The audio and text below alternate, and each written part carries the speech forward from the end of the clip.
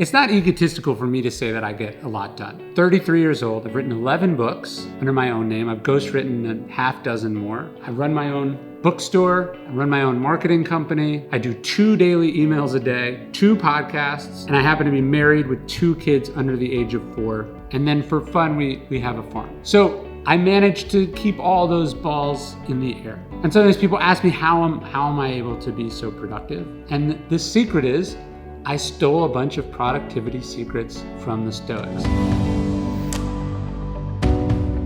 If you think I'm busy, if you think I've got a lot of balls in the air, think of Marcus Aurelius. Marcus Aurelius is the father of 11 children, and he also, as his day job, is in charge of almost the entirety of the known world. He's running the largest empire on the planet and doing a damn good job of it. Seneca is not just a power broker, not just a senator. He doesn't just serve as Rome's consul, but he's also a brilliant philosopher and a playwright, one of Rome's great playwrights. Cleanthes is not just a student of Stoic philosophy, one of the great and most brilliant Stoics. He has a day job as a water carrier and a gardener. So the Stoics always had a lot going on. They always did a lot. So in today's episode, I wanted to talk about how they managed to do that. It's not by lame productivity hacks. It's that they really thought about how to do things well, how to do them right, and how to do them efficiently and effectively. We're all trying to get stuff done in the narrow amount of time that we have with the limited resources we have. And these secrets, I think, will make you better and more effective at whatever it is that you do. You have to stop putting stuff off, right? You just have to stop putting stuff off. Marcus Aurelius says, you could be good today, but instead you choose tomorrow. Epictetus asks, how much longer are you going to wait to demand the best from yourself? Stop putting stuff off. There's this great Latin expression.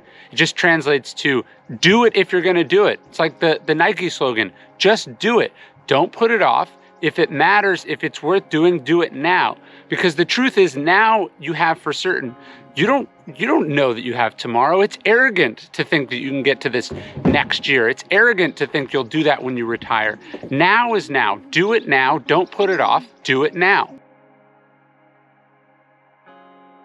We know the Stoics were big on routine. Seneca says life without design is erratic. So some daily practices from the Stoics that everyone can use: wake up early, spend some time with a journal, think about value you can create for other people, for the world, concentrate like a Roman, Marcus Aurelius says, like the thing you're doing is the last thing you're doing in your life. Work for the common good. He says a fruit of this life is good character and acts for the common good. And then Seneca talks about putting your day up for review. At the end of the day, stop and think, what could I have done better? What can I improve? What difference did I make? How did I improve myself? And then as we go to bed, the Stoics say, think about that this was your last day on earth, your life is over. And then when you wake up the next day, you're grateful because it's all bonus time. It's all extra. You're playing with house money. And that's how the Stoics go through life. 3 lessons from Marcus Aurelius. Number 1, it's not what happens, it's how we respond to what happens. He says the impediment to action allows us an opportunity to move forward, to try a different action. Number 2, he says, ask yourself at every moment, is this essential? Do I really need to do this? And he says, when you do less, you get the double benefit of doing less better. The third thing from Marcus Aurelius, this would be the exercise of memento mori. He said, you could leave life right now. Let that determine what you do and say and think. He says, let every action, every decision, every thought be that of a dying person. When you think about life that way, it gives you urgency, it gives you clarity, and it lets you see what actually matters. Seneca says that we should linger on the works of the master thinkers. So it's not just that you read a lot. He says you should be rereading. Pick up a great book that you read when you were in high school and read it again. Pick up a book that you struggled with the first time and read it again. Pick up your favorite book and read it again. I've read Meditations more than 100 times. Each time I get something new out of it. I've read multiple translations. I've read it at night. I've read it on the road. I read it in my teens, in my 20s, now in my 30s. Each time I get something new out of it because, as Marcus Aurelius says, quoting from Heraclitus, the poet, he says, we never step in the same river twice because it's not the same river and we're not the same person.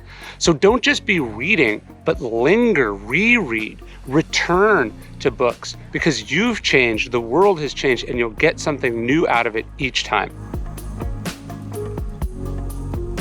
There's this great line in Meditations. Marcus Aurelius says, it's unfortunate that this happened. And then he catches himself and he goes, no, it's fortunate that this happened. He says, it's fortunate that it happened to me and not someone else, because not everyone would have remained as unharmed by it as I have been. And he could have been writing this during the Antonine Plague. He could have been writing this after his best friend betrayed him in a palace coup. He could have been writing this after he lost one of his children. It's incredible to think the adversity that this guy went through in his life. And he's reminding himself, there is no such thing as a bad event. There's only what we make out of it. And the first thing we can do is think, better me than someone else. I'm gonna get through this, I'm gonna survive it. And that's why it's not unfortunate that this happened, it's fortunate that this happened. You should remind yourself of it today. I just reminded myself of it. No, it's not unfortunate that this happened. It's fortunate it happened to me, not someone else, because not everyone would be able to respond to it the way you're able to respond to it. Hey, it's Ryan Holiday. Thank you so much for watching our videos. Every day I send out an email inspired by the best Stoic wisdom, Marcus Aurelius, Seneca, Epictetus, all designed to help you live a better life. That's what I'm trying to do.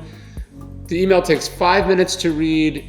Over 300,000 people get it. That's the largest community of Stoics ever in the history of the world. I'd love to have you check it out. Totally free, unsubscribe whenever you want, but I think you'll like it. Sign up at dailystoic.com/email.